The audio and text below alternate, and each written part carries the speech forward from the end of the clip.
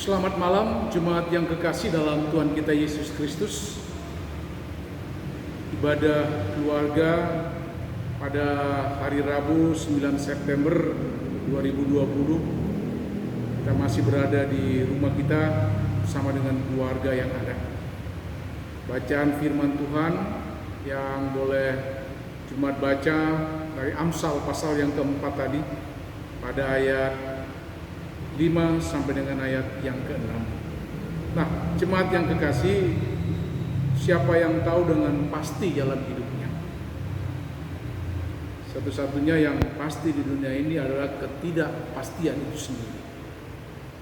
Kenapa demikian? Saya katakan karena ada banyak hal yang tak terduga dalam hidup yang kita jalani ini.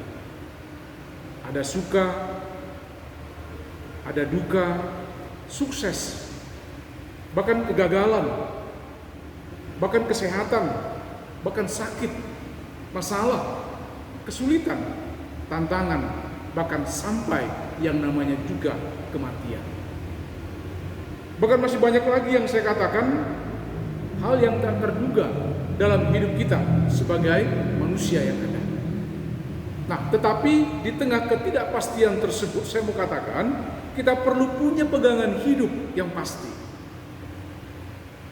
Tampaknya kita akan terombang-ambing, atau dengan kata lain yang saya katakan tadi, di tengah ketidakpastian ini kita harus mempunyai pegangan hidup yang pasti. Kenapa demikian? Karena agar kita tidak terombang-ambing ketika kita menjalani kehidupan yang tidak pasti ini.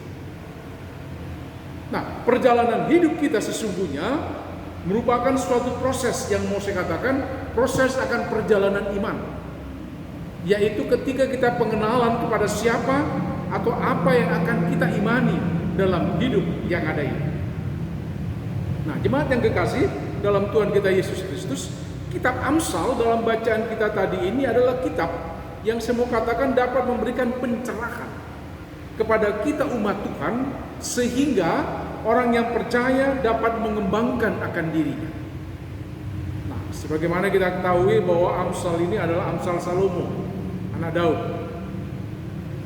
Dia adalah Raja Israel, di mana Salomo mendapatkan didikan dari orang tuanya tentang bagaimana dia harus hidup sebagai anak-anak Tuhan.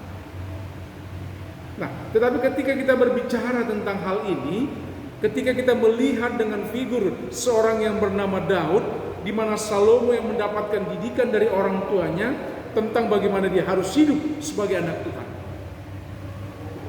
Di sini mau memberikan akan kekuatan dalam kehidupan kita. Karena dari bacaan kita ini kita diberikan tema, kiranya hikmat itu selalu besertamu. Saya ulangi sekali lagi, tema dalam firman Tuhan kita ini adalah kiranya hikmat selalu besertamu. Artinya apa? Bukan saja dari segi intelektual, tapi juga dari segi cerdas spiritual, cerdas emosional, dan hal kecerdasan itu bersumber tentunya dari firman Tuhan. Karena cerdas secara intelektual tapi tidak cerdas spiritual dan emosional akan menimbulkan yang namanya kegagalan. Oleh karena itu, melalui kitab Amsal ini kita dibawa supaya dengan kata lain kita ini bijak. Kenapa saya katakan kita ini harus bijak? Karena ada 3C yang saya mau katakan. 3C itu apa? Yang pertama, cerdas intelektual. Lalu yang kedua, cerdas spiritual. Dan yang ketiga, cerdas emosional. Nah, dengan demikian, ketiga C tadi, sebagai umat Allah kita bisa mengembangkan diri sesuai dengan talenta yang diberikan Allah kita kepada kita. Oleh karena itu ada beberapa macam pengertian saya katakan di sini untuk mendapatkan itu. Kita semua ingin supaya hikmat yang dari Tuhan itu ada dan nyata dalam hidup kita. Karena hikmat itu, jemaat yang kekasih, adalah suatu kemampuan. Hikmat itu adalah suatu keterampilan untuk mengerjakan pekerjaan yang seni. Seorang yang bisa mengerjakan karya seni yang indah yang tidak bisa dikerjakan orang lain bisa disebut sebagai seorang yang memiliki hikmat. Tetapi hikmat juga adalah kemampuan untuk memahami, mengatasi masalah-masalah kehidupan sehari-hari. Nah, hikmat yang dimiliki Salomo adalah hikmat dalam pengertian yang kedua ini yang saya katakan, yaitu hikmat dalam kemampuan dia untuk memahami, mengatasi masalah-masalah kehidupan sehari-hari. Nah, yang saya katakan tadi di awal, dalam konteks apa yang kita lakukan dalam hidup kita sebagai orang yang percaya. Karena seringkali ada cara pandang manusia tentang hikmat itu sendiri.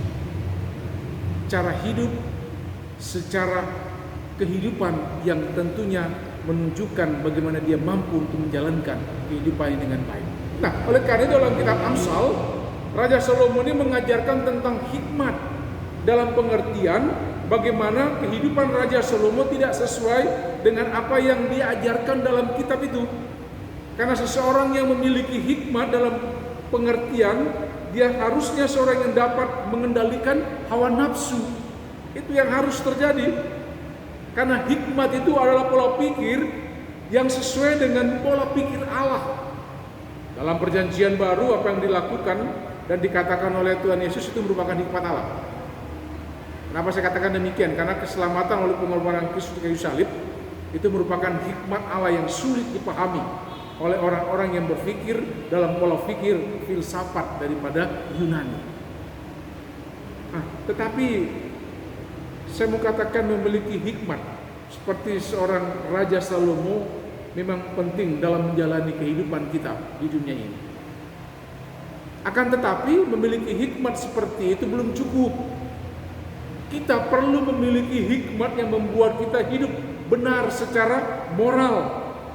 Dan hikmat seperti ini adalah hikmat yang dimulai dengan sikap yang takut akan Tuhan.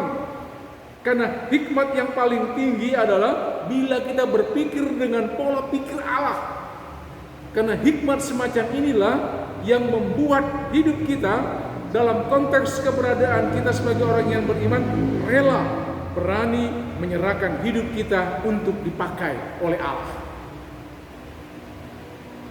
Ketika seseorang dia menjalani keberadaan dan kehidupan yang ada di tengah dunia ini, tentunya selalu kita memohon supaya hikmat itu hadir dalam hidup kita. Karena hikmat itu bukan soal pengetahuan teoritis, Bapak Ibu, yang sering kita sebut sebagai EQ, tidak. Hikmat itu lebih bersifat praktis.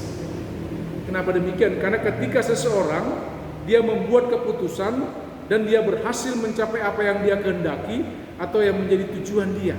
Nah, jadi hikmat bukan sebuah kemampuan pikir membuat seseorang itu disebut pintar, tidak.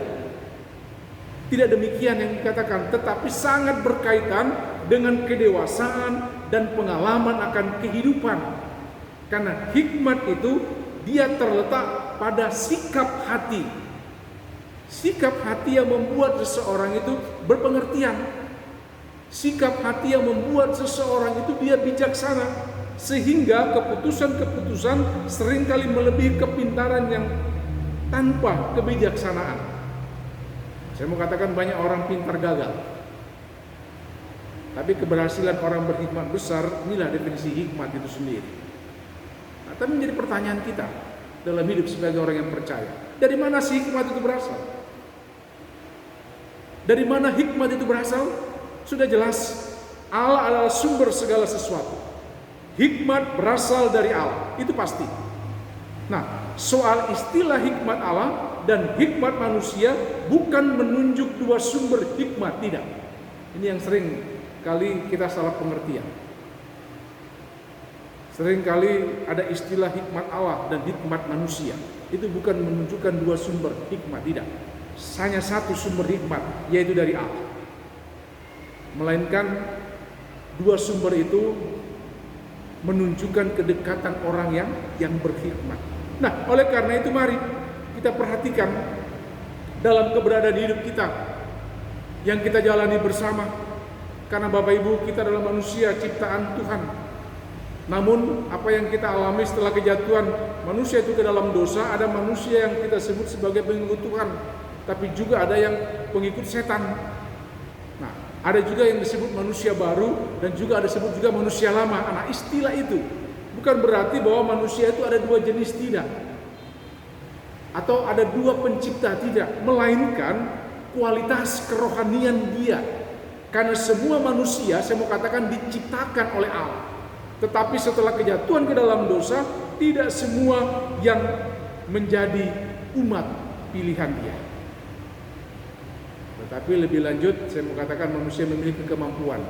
Bapak Ibu, kita mempunyai kemampuan berpikir dengan otak kita yang ada.